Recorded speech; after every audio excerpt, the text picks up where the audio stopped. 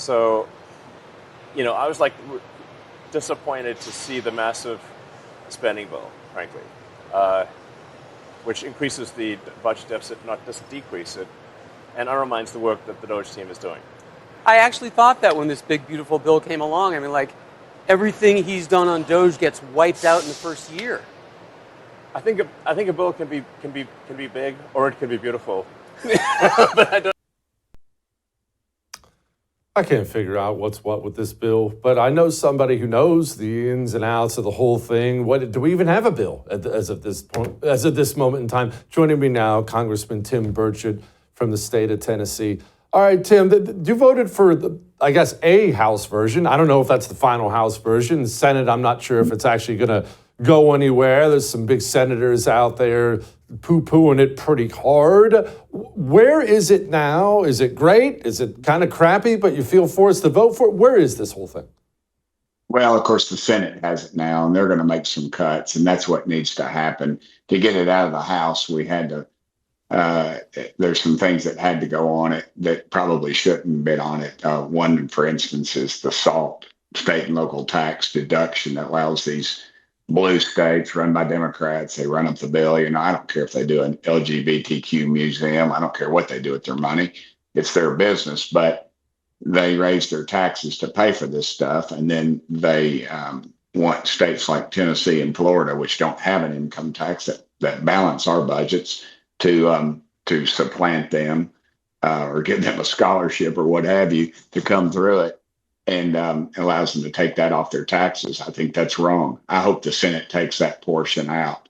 You had 6 people that wanted that vote. The president wasn't really for it, and then apparently we caved and put it in there to get the bill out. So I think at some point, though, we've got to realize we have a spending problem, and there is no way we're going to tax ourselves into prosperity. We need to start cutting more. If we just went back under pre-COVID spending levels, I mean, goodness, can you name me one government program that's been added since COVID that you cannot live without? And I dare say there aren't any, but we can't even get to that point. We have no fiscal maturity whatsoever, and people are about staying in power, and that's what they do. They vote to further their political careers and not to further the country that we live in. And it's human nature. And one thing we did do is we did slow the rate of growth, although the rate of growth is still increasing. You have a car coming at you and it needs to go the opposite direction. At some point, you've got to stop it and then send it back in the opposite direction. And we went a long ways towards stopping it by reducing the rate of growth. And hopefully in the future, we'll wise up. But again, when you have 12% or 20 or less than 30% of the population that votes, this is what you get. Can you, I've talked about this before. Can you tell me what goes through these people's minds as best you can? I'm not asking you to read people's minds, but everyone says unsustainable, debt's unsustainable. And of course it is. I mean, a moron like me can see it's unsustainable. I can do basic math. Moody's is telling us nobody wants to buy our bonds. They're going to start, basically they're hurting our credit score now. But no one wants to cut. We can't even get back to pre-COVID, which is so bonkers to me. It just makes my blood pressure go through the roof. The people voting on this stuff, they say unsustainable into the television camera all the time, and then they go vote for more spending. Could you marry those two worlds for me? Yeah, well, it's the old deal where you go home and you preach the MAGA to the, at the MAGA dinners or the Reagan Day dinners or the Lincoln Day dinners. And then you go back to DC and you sell your country down the road, and we don't follow what's going on. We've got to, if we could just do like we do in Tennessee and have single issue spending bills, that way you wouldn't have a 3,000-page spending bill and you would have to justify. And I've heard them say, well, Burchett, I'll be here all night. Well, dadgummit, you make $170,000 a year, get off your butt and, go to get out there and work, but nobody will. And, the lobbyists have people's ears, and it just never changes. And all you're doing is voting to get reelected. You're not voting. Case in point, why are we building aircraft carriers when all the people tell us that it's, you have $1 trillion worth of apparatus sitting on a deck and a $300,000 missile sends it to the bottom of the ocean. And yet we're in the process of building 3 aircraft carriers. We have a Pentagon that has not passed the last 8 audits and cannot find $500 billion. $500 billion is a destroyer. And so, I mean, that's the kind of thing we're dealing with. And yet you cannot, and why are we building aircraft carriers? Because they're built in powerful legislators' districts, Republican and Democrat. And it just goes on. And we will not vote to do what's right. We will vote to keep ourselves in office. All right, let's move on to something that's hopefully great, but it probably sucks too. Well, Trump's executive orders can I are give you one more extremely. thing to be ticked off about? I have a bill to please. defund the Taliban. We're sending the Taliban $40 million a week. I have a State Department document that's been unclassified that pretty much points out that we've given them almost $5 billion with a B. The Taliban, they'll hate us for free. They throw gay people off of buildings. They rape women and kids, and then they blame the women and stone them to death. That's what we're dealing with. Yet we're through our NGOs, we have almost, take a guess at how many NGOs we have operating right now in Afghanistan. Oh gosh, 100? Almost 1,000. Now, and Elon explained it to me. He said basically these NGOs, you got a powerful legislator's wife and or girlfriend that works, possibly both, that work in one of these NGOs. The money flows out of the taxpayer's pocket to the United Nations or one of these other agencies and the State Department, what have you, and it flows into these NGOs. And then where does that money go? The Taliban takes their cut off the top, and there's 3 major banks over there, and they control them, and so they take a cut right off the top. And then the NGOs, they get their cut there, and then guess what? They send money back to the United States of America.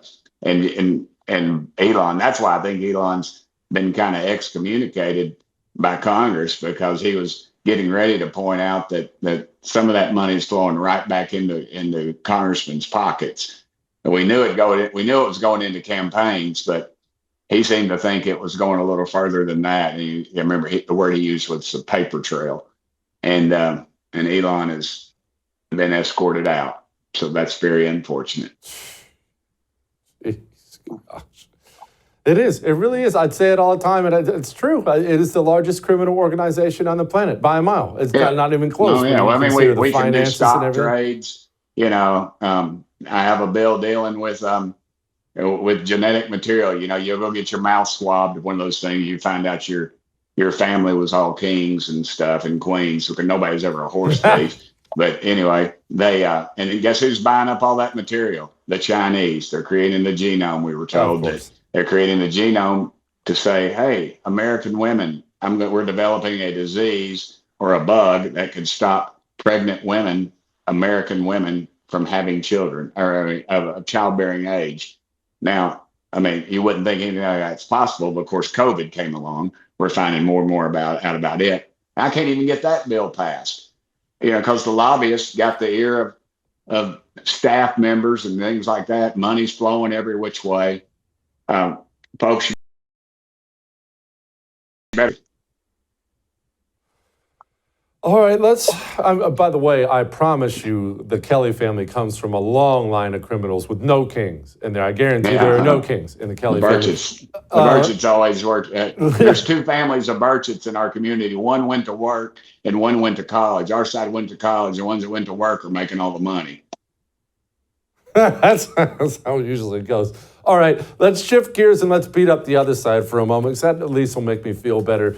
Joe Biden ran the country, but of course he didn't run the country for 4 years. Someone did. Was it Jill Biden? Was it Anita Dunn? I mean, God only knows, but are we going to find out? Because on Memorial Day, I'll be honest with you, I stayed up late. I had an extra glass of bourbon toasting the fallen, and I thought about 13 dead service members at Abbey Gate, and I sure would like to know who the person is that ordered those guys back into that maw. Yeah, that's an interesting thing. I don't know if we'll ever know, really, because Joe Biden is conveniently incapacitated. And I used to think that conspiracy theorists were nuts. Now I just think they're realists writing our current history.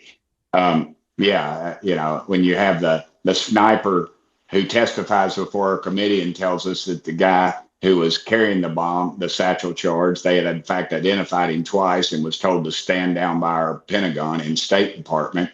That begs to question what the hell's going on over there and who was running that auto pen. Chairman Comer, I actually talked to Chairman Comer this morning, and he is going to go after him.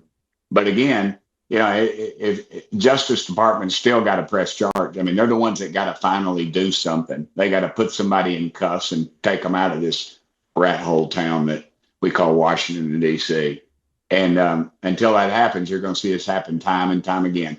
I suspect somebody's going to give somebody up, some smaller level staffer will probably do a little time and then go on the book tour if they stay alive and are not allowed to commit suicide by shooting themselves in the back of the head 13 times, or found in a Washington suburb and claim that they were robbed and mugged, and yet they still have their expensive watch and wallet on them. But anyway, I digress. If I think Chairman Comer will be diligent. I just hope Congress pays attention, and I hope the American media pays attention a little more than they have in the past. Yeah, got to be careful in those suburbs, especially around Arkansas. Tim, thank you. I appreciate you very much, sir. God bless you, brother. Pray for our country.